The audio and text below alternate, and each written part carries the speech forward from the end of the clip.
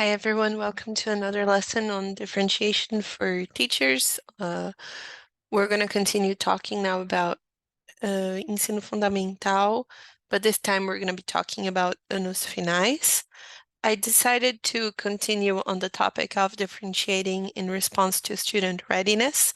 And then I kind of want to approach another topic when it comes to student readiness, and then I'll give you one example of what I mean. So, again, this is based on the work of Carol Ann Tomlinson, but I'm pretty sure you already know that. So I want to talk to you about growth mindset. So fixed and growth mindset is an idea developed by a psychologist called Carol Dweck. She has carried out multiple research throughout her life, and mainly she found out that at a young age, so it's usually when we are young teenagers, so a little bit before ensino fundamental, anos finais, but like on that age group, we develop a fixed or fluid mindset about the origins of ability and success.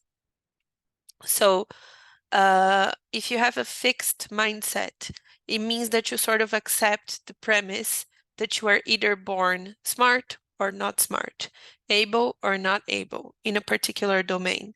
So people that think they are either smart or not smart in terms of maths, or smart and not smart in terms of learning a foreign language. And that feeling, so this is a picture of Carol Dweck. That picture is really bad for everyone because when we put the objective on being smart rather than working hard towards a goal, all students suffer. Highly able students suffer as well because they conclude that being smart is something that they were born with. And when they find work that they cannot easily accomplish, that seems to indicate that they are not smart after all, because smart people don't have to work hard. And that is not good for their development. So we're going to think on how we can foster a growth mindset in our learners. So the first thing that we need to do in order to foster a growth mindset is whenever we propose a task, we need to be 100% aware of how can students be successful to achieve that task goal. So we need to understand how we're going to define success. And that means it means thinking about the task, yes, but it means also making sure that students understand that they're not competing against each other, but they're competing against themselves. So it could be really useful if you can have any kind of assessment in your context, which is related to a portfolio, so that students can compare their work from now and a month ago, for example. So that portfolio could be physical. You could have evidence, like, for example, texts that they have written throughout a course. And I understand that portfolios can be really challenging because maybe in your school you do not have an appropriate place to put them. So this is only an idea, right? But it's useful to have any kind of measure to show them the work they produced a month ago or 6 months ago and the work that they are producing now, so that they are aware that they are competing only with themselves and not against each other.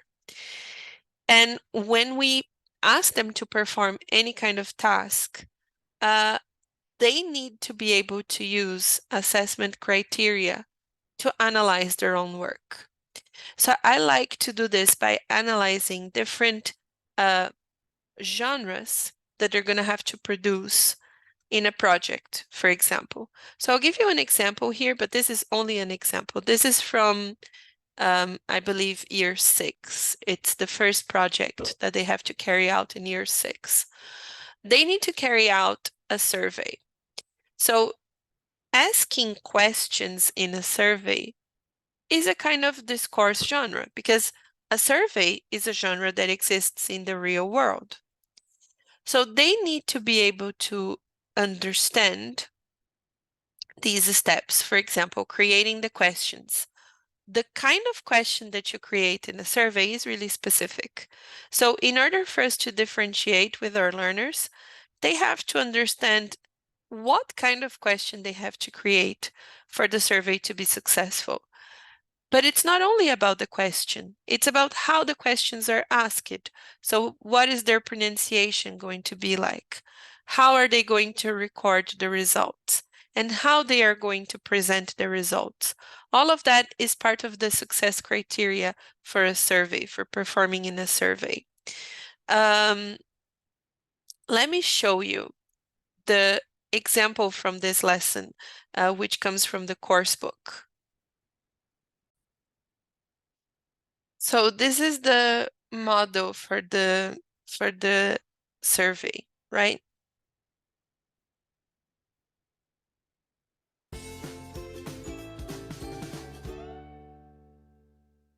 Hi Marta, I'm doing a survey about how students spend their free time. Can I ask you a few questions about video games? Hi Nathan. Sure. Go ahead. Okay, first question. Do you like playing computer games? Yes, I love playing them. Right. Second question. What games do you like playing? I like playing FIFA because I'm a big football fan. Spider-Man because I love the films. And, well, Fortnite because everyone loves playing Fortnite. Cool. Third question. How many hours a week do you spend playing games?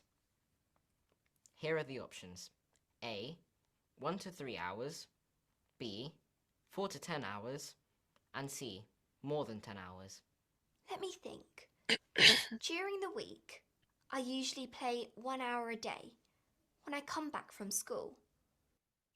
So as you can see here, they have a model of what a survey is going to be like. And in order for us to successfully perform this task in class, they need to understand what makes a survey successful. So it's the kind of question that needs to be asked, but it's also the answer that the person taking the survey is going to ask. And it's the interpretation because the little boy has to listen to the little girl's answer and then say, okay, so this is, I think answer B is the correct one.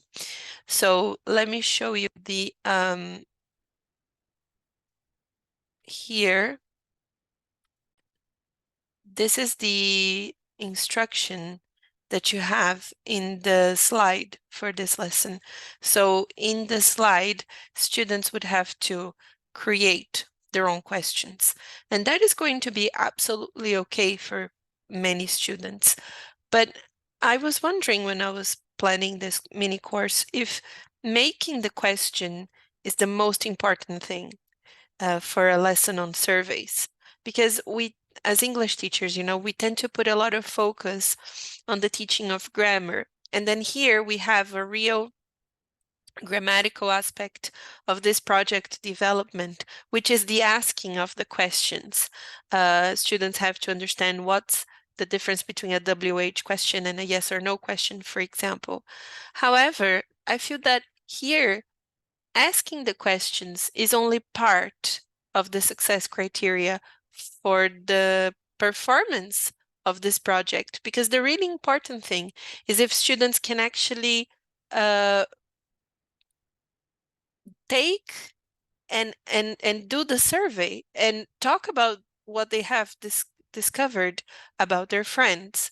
So maybe for some learners, you're just gonna have to give them some question options. You can even here, of course, I'm only asking 2 possible questions. They're about free time activities, but you could just create a bunch of questions and tell them, okay, you're going to read. So for some students, it's going to be create the questions. For some other students, it's going to be look at this list of 10 questions and select the 3 ones that you think are the most appropriate for your survey project.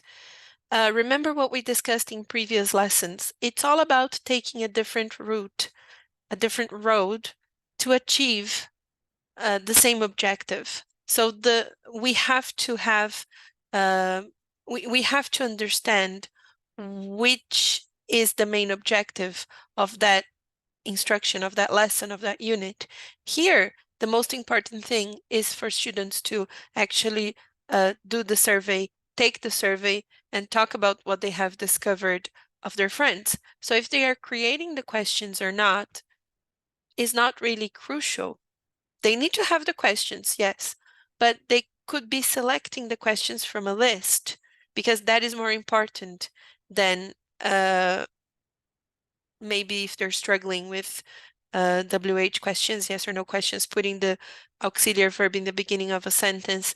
But all of that, I'm not saying it's not important, the grammar here, of course it is. But in this case, it's a little bit secondary because the crucial point here is for students to be able to take part in the survey project. In other contexts, in other lessons, I think you can apply this idea on how, in order to perform in a certain project, so to produce a certain text, how can you, what can you provide to your learners so that they are able to actually perform the task rather than not participate because they are struggling with the language, right? I hope this was useful, and I'll see you in our next lesson in which we'll be talking about ensino médio.